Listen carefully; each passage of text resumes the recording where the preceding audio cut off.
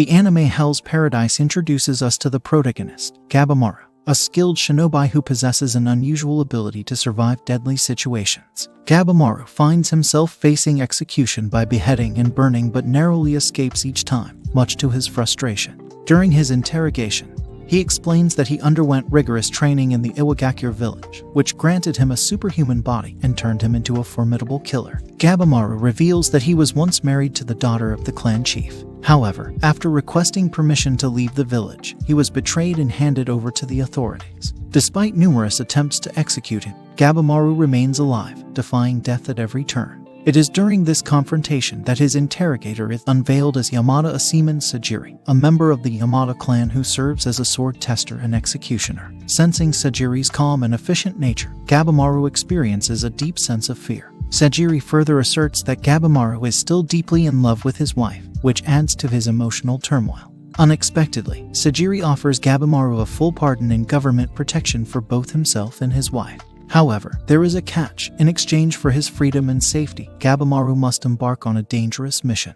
The mission involves traveling to a legendary land called Shinsenkyo, which is rumored to house the Elixir of Immortality. Gabimaru is not alone in this endeavor. He will be competing against other death row criminals, all vying for the same prize. The promise of a peaceful life with his beloved wife entices Gabimaru, and without hesitation, he agrees to undertake this perilous quest. Sagiri reflects on her early training as an executioner and the struggles she faces in overcoming her fear and hesitation. Meanwhile, the 30 blindfolded death row criminals who have volunteered for the mission gather to receive their instructions from the 11th Sei Taishiga, Nariyoshi Tokugawa. They witness a sight that horrifies them. A former expedition member, now transformed into a monstrous being with flowers blooming from his body. Each of the criminals is assigned a Yamada Aseman to accompany them on the mission. However, they are informed that their numbers need to be reduced, resulting in a brutal killing spree among the condemned.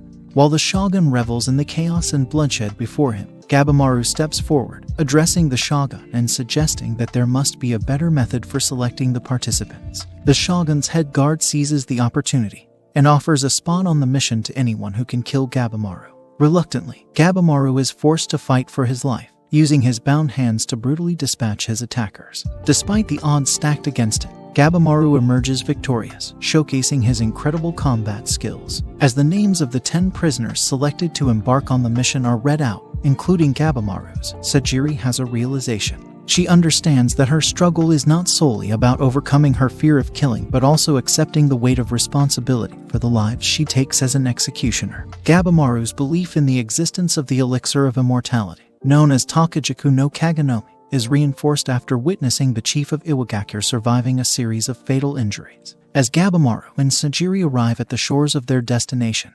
Gabimaru expresses his doubts that the elixir originates from this particular place. However, their peaceful moment is abruptly interrupted when they are attacked by Twisted Kaon, a condemned criminal known for his expertise in weapons. Kaon is accompanied by Yamada Aseman Kisho. Despite his hands being tied at Sagiri's insistence, Gabimaru skillfully evades Kaon's attacks and manages to overpower him, ultimately killing him using his own weapons. As Kisho takes Kaon's severed head back to the boat, he informs Sagiri that the criminals have already begun eliminating each other. He predicts that soon, most of them will be eliminated, leading to the Iwagakure clan replacing them. With Kisho's departure, Gabimaru seizes the opportunity to attack Sagiri with a sword, intending to continue his search for the elixir unhindered. However, he finds himself unable to deliver the killing blow. In this critical moment, Gabimaru and Sagiri both realize that Gabimaru is not hollow and devoid of emotions, contrary to their initial assumptions. Gabimaru's love for his wife has allowed him to retain his humanity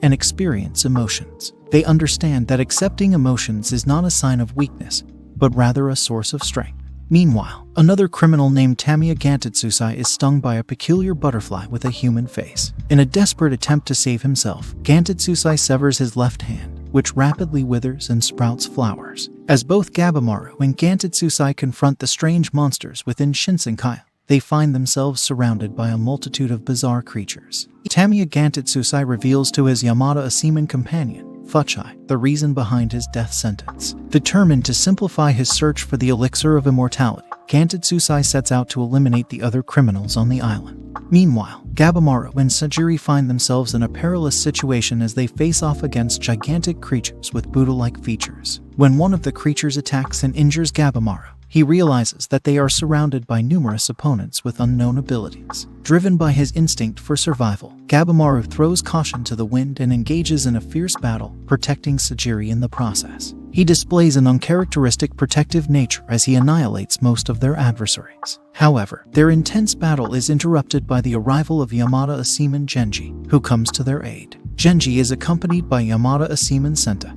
and the ninja criminal Yuzuriha. Yuzuriha offers to collaborate with Gabimaru, sharing valuable information she acquired by experimenting on the apostate Moromakia before killing him. In the midst of their conversation, Sagiri loses consciousness and collapses, raising concerns about her well-being. Meanwhile, Aza Chobai and his younger brother, Yamada Asiman Toma, also face a group of similar monstrous creatures. Aza initially believes he has control over the situation, but soon finds himself wounded, and Toma is captured. In a fit of berserker rage, Aza unleashes his fury, cutting the monsters to pieces in an attempt to rescue his brother. Sagiri awakens to find herself and the group moved away from the poisonous butterflies that caused her to faint.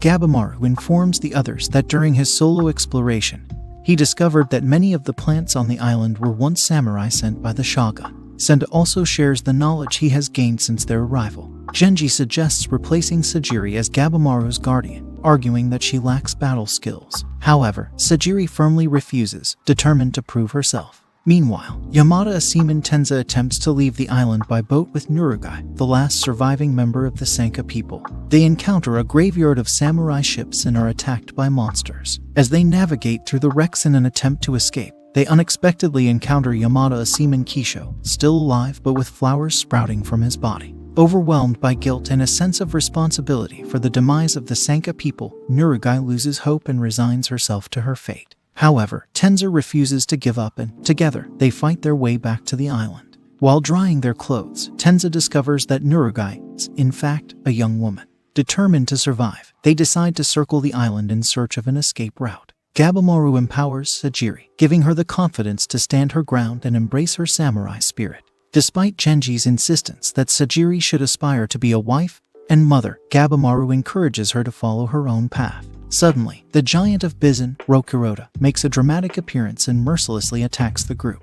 In a shocking turn of events, Rokuroda tears a large piece out of Genji's body, leaving everyone stunned. Genji sustains fatal wounds while protecting Sagiri from Rokuroda's vicious attack.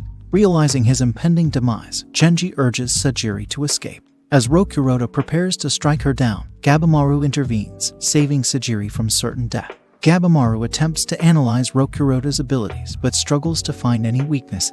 In a moment of realization, the dying Genji acknowledges Sagiri's unique position, treading the middle path between heart and reason, weakness and strength. As his final act, Genji bequeaths his blade to Sagiri, recognizing her potential. Empowered by Genji's trust and armed with his blade, Sagiri musters her courage and slices off one of Rokuroda's fingers. However, despite their joint efforts, Gabimaru and Sagiri find themselves overwhelmed by Rokuroda's overwhelming power. Desperate, Gabimaru unleashes his Ninpo ascetic blaze mode, using fiery projectiles to assault Rokuroda. The resulting inferno engulfs the jungle, creating a wall of smoke that deprives Rokuroda of oxygen, forcing him to his knees. Taking advantage of this opportunity, Sagiri swiftly decapitates the giant monster. The flames and chaos attract the attention of other colossal creatures inhabiting the island.